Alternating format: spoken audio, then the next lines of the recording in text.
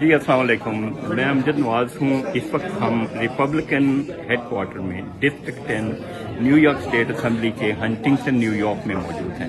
اس وقت آپ دیکھ سکتے ہیں کہ یہاں پہ سارے لیڈرز جو ہیں وہ الیکشن جو ہیں وہ دیکھ رہے ہیں، الیکشن کے ریزلٹس دیکھ رہے ہیں۔ یہاں پہ ایک تو ہمارے کینڈیڈیٹ تھے، مسلمان کینڈیڈیٹ عامر سلطان، ان کے لیے ہیں، ان کے ریزلٹس بہت اچھے ہیں۔ سیکنڈلی یہ بات یہ ہے کہ یہاں پہ سب سے زیادہ مسلمانوں نے اس دفعہ، ہم لوگوں نے بھی اور باقی لوگوں نے بھی، ووٹ ڈونلڈ ٹرمپ کو دیے ہیں۔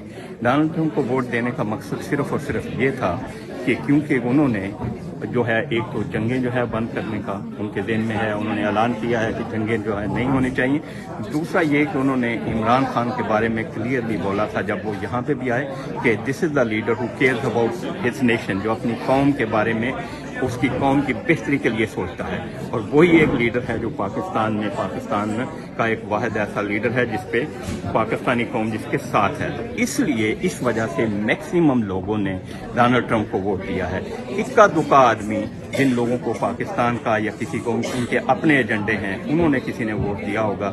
میکسیمم میجارٹی نے، پاکستانیوں نے، مسلمانوں نے ڈونلڈ ٹرمپ کو ووٹ دیا، اور انشاءاللہ ہم امید کرتے ہیں کہ 2-3 گھنٹے میں رزلٹ آ جائے گا اور ڈونلڈ ٹرمپ انشاءاللہ جیتیں گے۔ Thank you. Assalamu alaikum. I'm from Bangladesh, but I wanted to share something about Imran Khan. I love Imran Khan from my heart because Imran Khan not only the leader of Pakistan, I believe that Imran Khan leader of the all Muslim Ummah.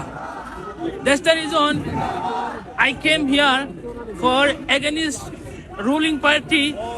I wanted to please leave the Imran Khan from the prison because he is a Muslim leader in the world.